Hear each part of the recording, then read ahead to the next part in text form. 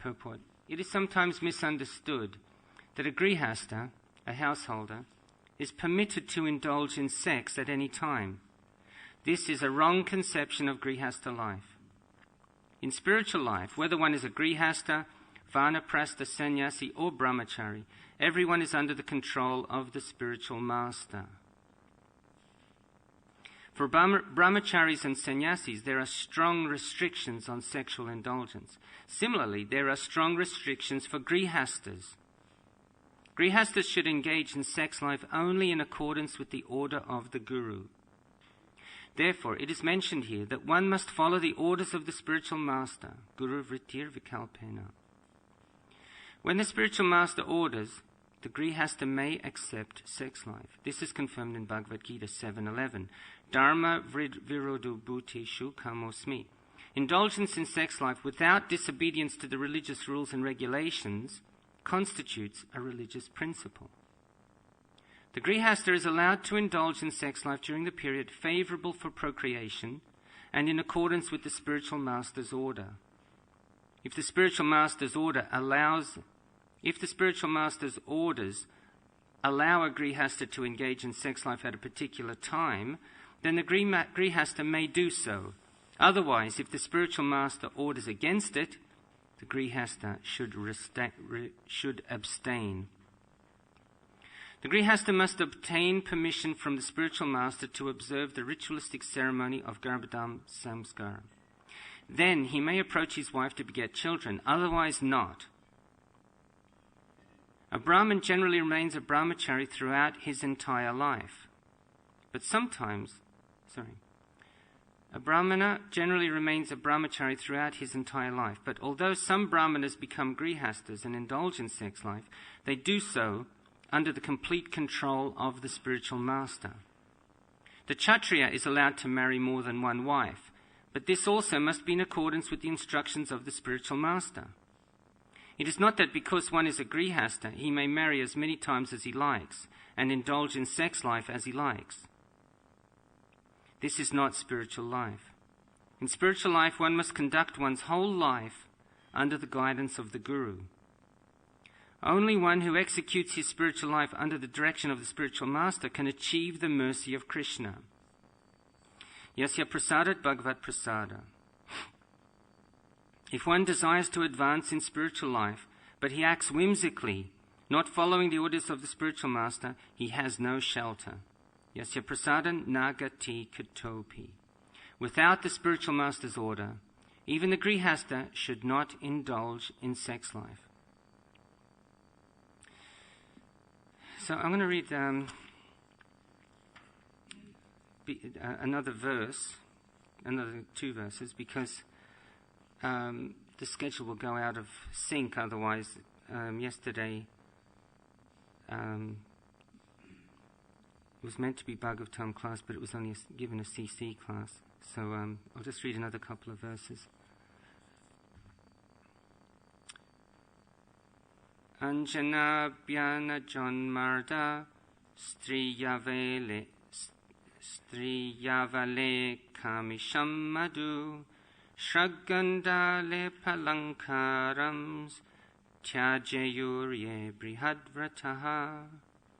Brahmacharis or grihastas who have taken the vow of celibacy, as described above, should not indulge in the following: applying powder or ointment to the eyes, massaging the head with oil, massaging the body with the hands, seeing a woman or painting a woman's picture, eating meat, drinking wine, decorating the body with flower garlands, smearing scented ointment on the body, or decorating the body with ornaments.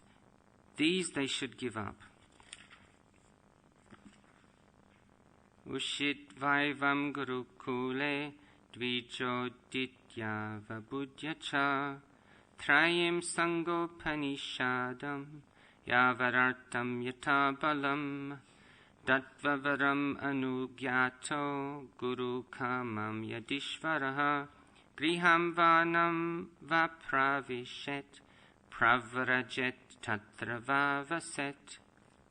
According to the rules and regulations mentioned above, one who is twice born, namely a Brahmin, Kshatriya or Vaishya, should reside in the Gurukul under the care of the spiritual master.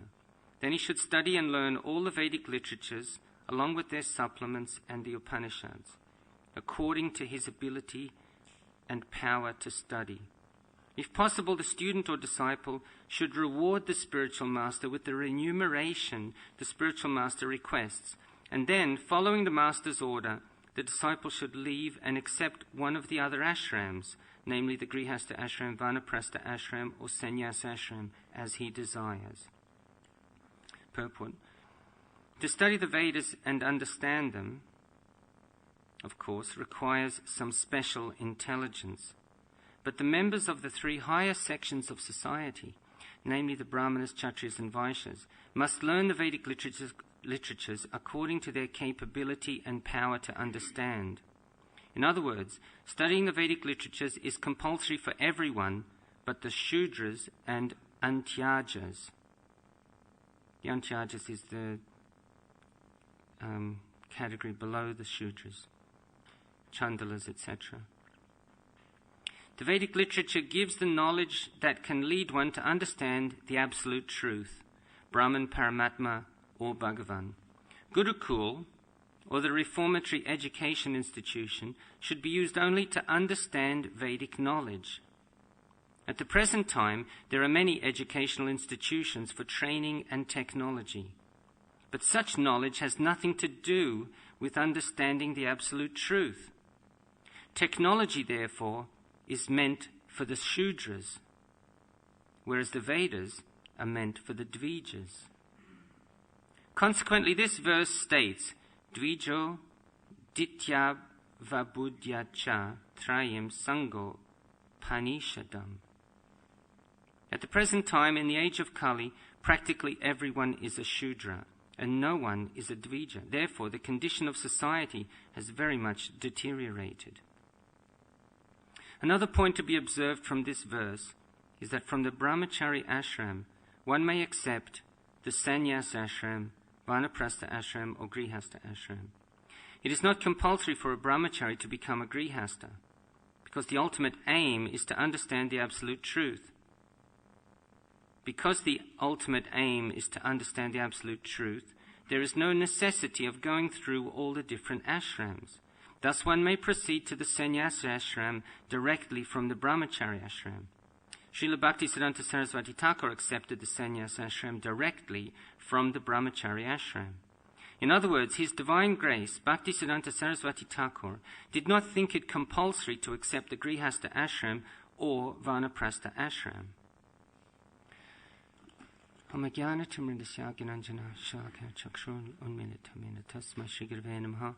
I was born blinded by the darkness of ignorance, but my spiritual masters are opening my eyes with the torchlight of knowledge, and I therefore offer my humble obeisances unto them. Namam Vishnu Padaya Krishna Pstaya Bhutale Shrimate Shivaram Swaminita Namani. Namam Vishnu Padaya Krishna Pstaya Bhutale Shrimate Bhakti Vedanta Swaminita Namani. Namaste Saraswati Devi Gauravani Pracharne Nirvishesha Shunyavari Paskachadishtane.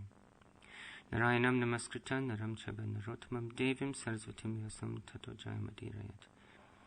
Vande Shri Krishna Chaitanya Nityananda Sahorita Gurudaya Pushpanvanta Chitra Shanda Tamonida.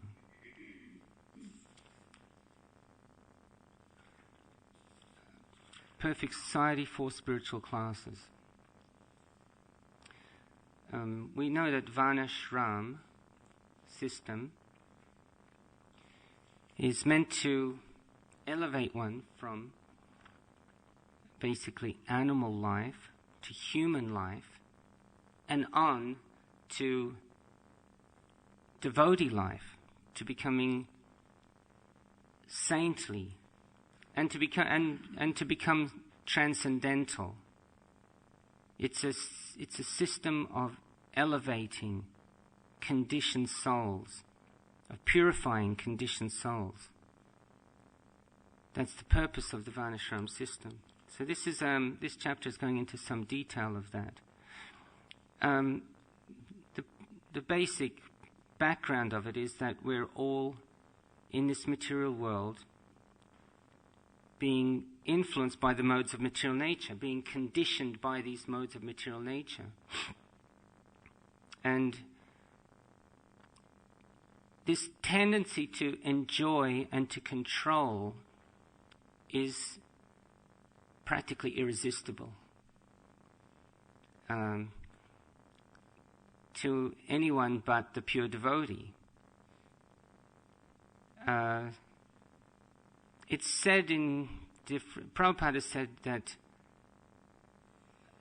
for man, woman is the woman, and for woman, man is the woman.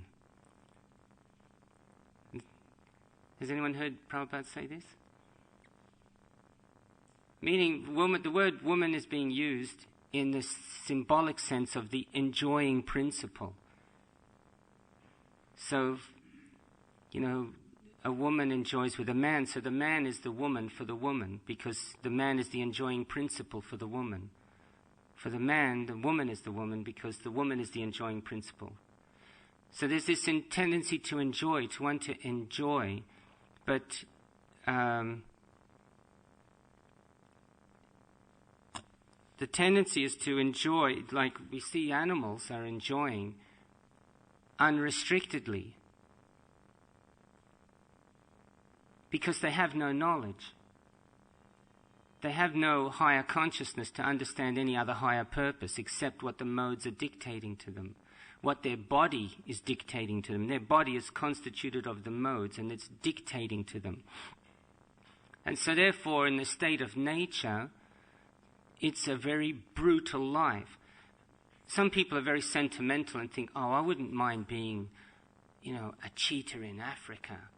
I can, have that beautiful, elegant body, and I can track down an animal and chase it and kill it and eat it. Live in the state of nature. They have this very, very sentimental notion of it.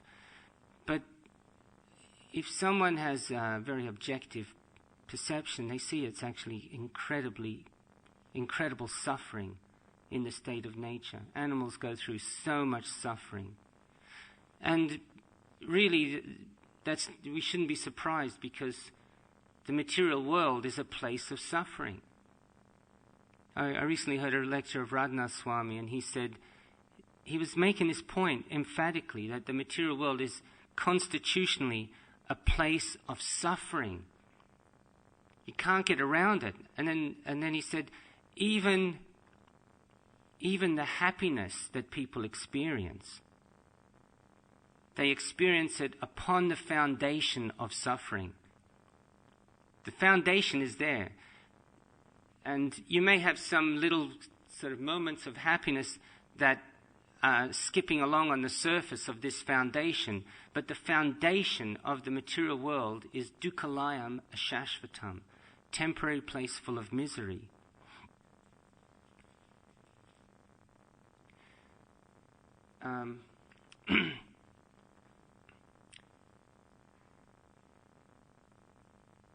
And the reason why it's like this is because we're eternal and the material energy is temporary.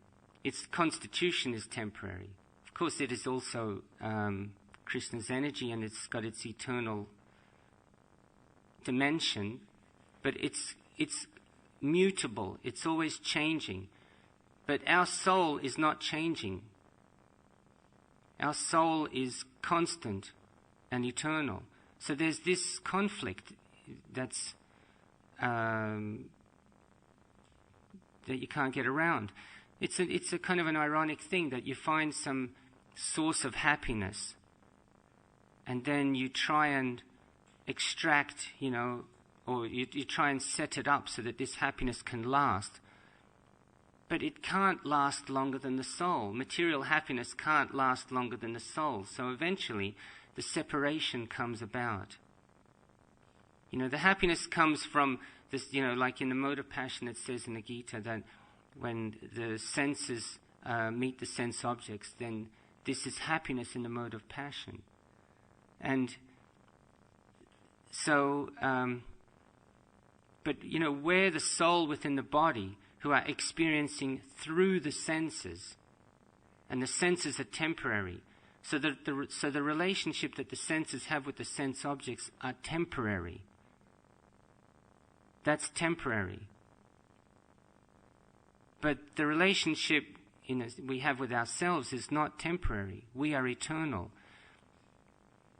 So however much energy you put into a temporary relationship, it's going to end in separation because the soul will outlast that relationship.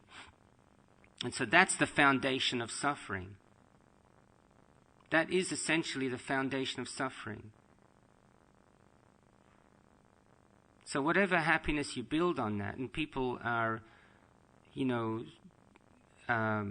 exploring a myriad number of ways to find happiness. And it's all doomed.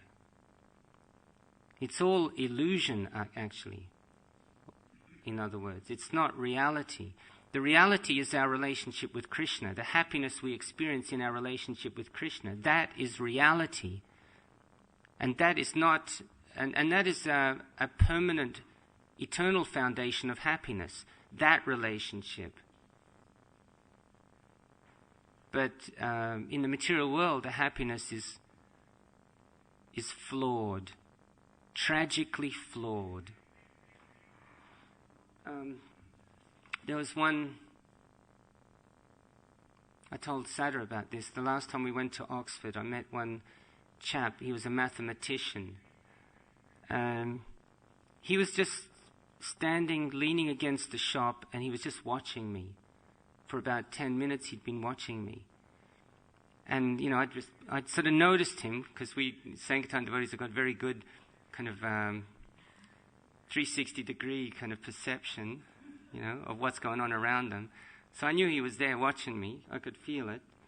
But I just carried on working. And then at one point he goes, "Oh no, you can't say that. You already said that 10 minutes ago," because I'd repeated one of my lines for stopping people.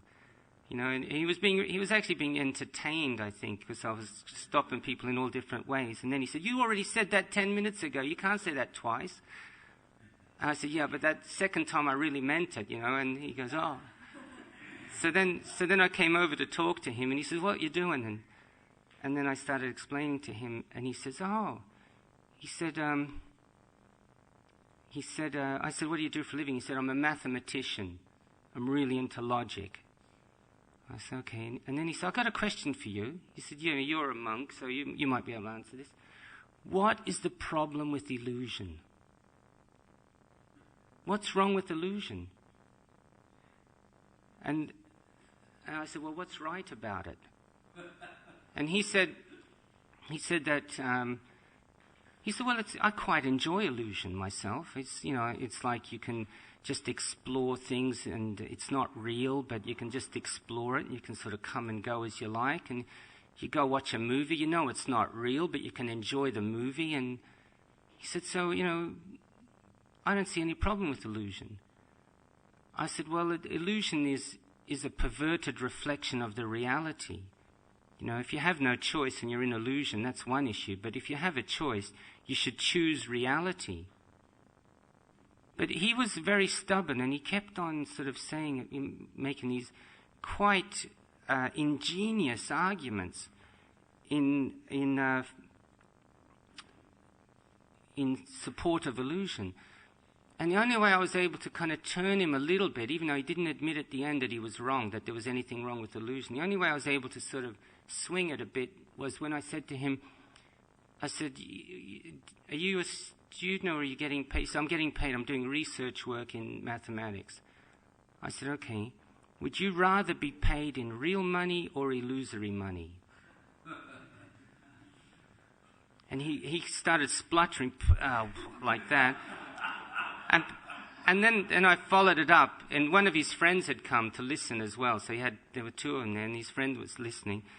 I said, "Would you rather have real friends, or would you rather have fake friends? Friends who are hypocrites, who say they like you, but they don't really like you. What would you rather have?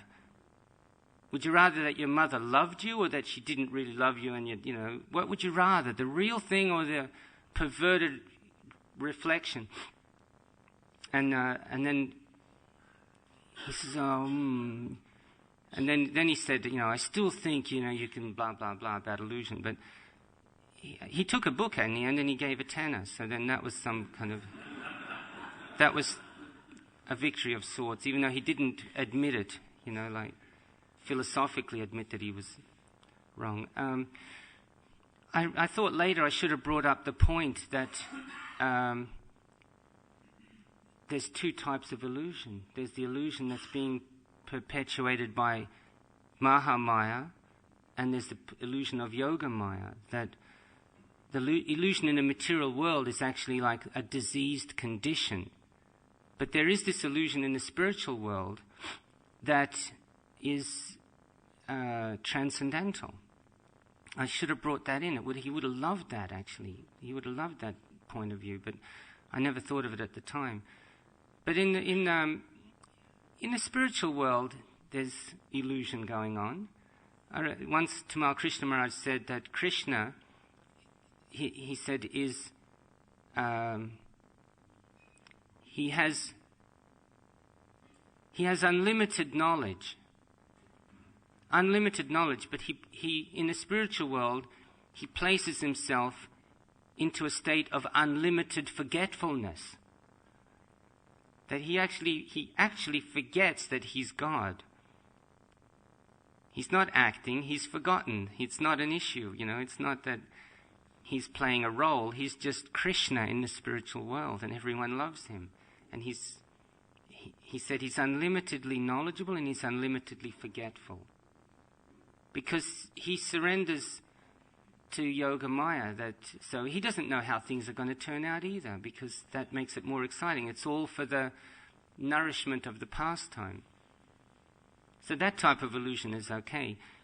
But when we're caught in the material illusion we're the body, this is not okay. This is like being diseased. This is the soul's natural desire is for freedom, and illusion and disease limit our freedom. It takes it away from us. Again, in one class I heard Tamal Krishna Maharaj say that we're captives of ignorance. We're being held captive. We're prisoners. We're bound. Some person's put in a jail, they don't like it. You see, when an animal is caught in a net, they fight like mad. They don't like being caught in a net. No soul likes their freedom taken from them. Because the nature of the soul, Krishna has given us free will. He's given us freedom. That's who we are. Uniquely individual, and we have our freedom. So no one likes that freedom taken from them, either subtly or grossly. When an animal is fighting in a net, it's its natural instinct for freedom coming out. And material energy is binding. Prabhupada uses the word entangle. We get entangled in karma. Shri Radha Gokulananda ki jai, Sitaram Lakshmana Hanuman ki jai, Shri Dayal Nitai ki jai. This word entanglement, when an animal is in a net, it's getting entangled. It's getting more and more entangled in the net. More and more bound. Karma is like that.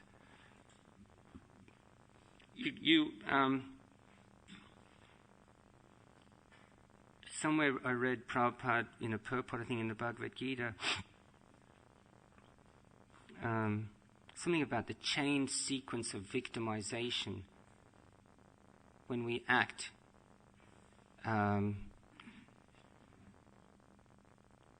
When we act for selfish purposes. It's a chain of reaction. There's a chain of reaction. Therefore, the question of free will and destiny comes into it. And some people say, well, we don't have free will. Once you commit a karmic act, then you get a reaction for that. And then you're going to get a reaction for that, and you'll get a reaction for that, and then the chain never ends, and you're sort of like bound forever. But it's not like that, because Krishna's in the heart, and Krishna comes in the form of his devotee, and there's the scriptures, and there's always Krishna knocking on the door trying to steer us towards the light, turn us from the darkness to the light, to enlighten us. So, one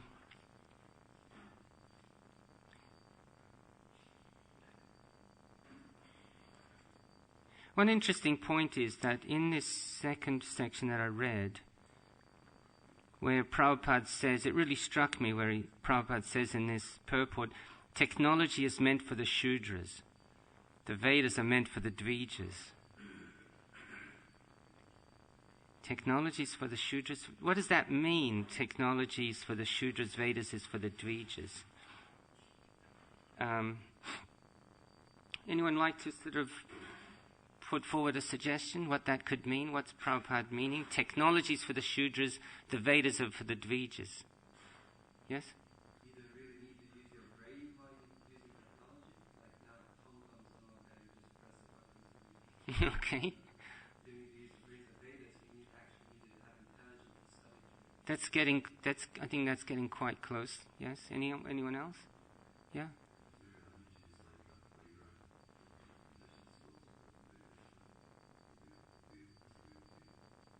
That's also good. Yes? Also, to get technology, there are factories where you work. So indirectly, Shudras, it depends on Shudras, yeah. Yeah.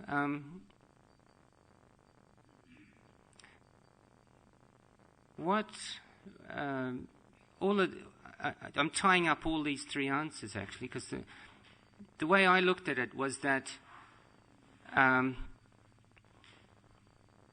for instance, when you read the Bhagavad Gita, that section about what is knowledge, what is actually, Veda means knowledge. What is knowledge? It's not talking about any sort of like technology, scientific technology. It's not talking about statistics or data or formulas. It's the whole thing on section on knowledge is talking about how to develop good character. How to develop really good character, and to, it's saying amanitvam, to be humble, prideless, follow in the footsteps of the previous acharyas, to be steady, constant unalloyed devotion to me, to understand the evil of birth and death and old age and disease. These are all things, these are things to do with behavior and character and purifying your personality. That's what knowledge is about, and that's why the Brahmins are dealing with the Vedas, and the Shudras are dealing with technology. They're dealing with the toys, with the mechanics of, eating, sleeping, mating, and defending, really. Because that's all that technology's really orientated towards in this day and age, is to facilitate eating, sleeping, mating, and defending. To facilitate identifying with the body and just getting more and more entangled and attached to the material world. And attachment is what covers the consciousness. That's what covers the avritam, is to cover the consciousness. It's just attachment. When it says in the Gita, avritam jnanametina jnanino nitya varyana, a enemy, kama rupena kontiya. It's lust. Lust, that's just, it's with terminology here. Whether we call it lust or whether we call it attachment, the enjoying propensity, this is what covers the knowledge, covers the good character. The pure soul, covers the pure soul. There's one classic example, I'm sure you've all heard of it, about how attachment covers the knowledge, but it's worth retelling because it's a very dynamic example. When they want to catch monkeys not sure whether probably the Vrindavan monkeys are too smart for this one actually, but in Africa, where they're not as kind of clued up. But what they do is they get a coconut and they just cut the top off so that the circumference is just enough room for them to squeeze their hand in. And then they put some of their favorite food of the monkey inside the coconut. So when the monkey squeezes his hand in and grabs the food, he can't pull it out of that hole while his hand is grabbing the food. He can't pull it out. And so they got the coconut tied with a string to a fixed, maybe a tree or something. So the coconut comes in, sees the food, puts his hand in, grabs it, and then the hunter just strolls along, and grabs the monkey and puts the monkey in the bag. Because the monkey is so attached to that food that he doesn't think to let go of the food and take his hand out the same way he put the hand in and keep his freedom. So the attachment, this is the pitfall of attachment. You get so attached, it covers your intelligence. You can't see, it says in the Bhagavatam, Kamasya nindriya pritya labo jivata yavataha jivasya tattva jigyasa nartayasche karmabi. Because we're meant for self-realization, nothing else should be the goal of one's work. One should desire simply a healthy life or self-preservation. Self-preservation. Like on a gross level, that monkey, didn't preserve itself. It ended up, whatever, in a science laboratory or in a zoo or something, miserable as anything. So self-preservation in the kind of wider sense means what is the self? The self isn't the body, it's the soul. To preserve your spiritual identity, self-preservation, because the goal of life is self-realization. Self-realization. Nothing else should be the goal of one's life. So that example with the monkey is very compelling. And I'll just, one last point, which was really brilliant. I've been listening a little bit to Radhanath Swami lately, finding him amazing, absolutely amazing. So he was saying one time how we have to become really charged up with Krishna consciousness. And we have to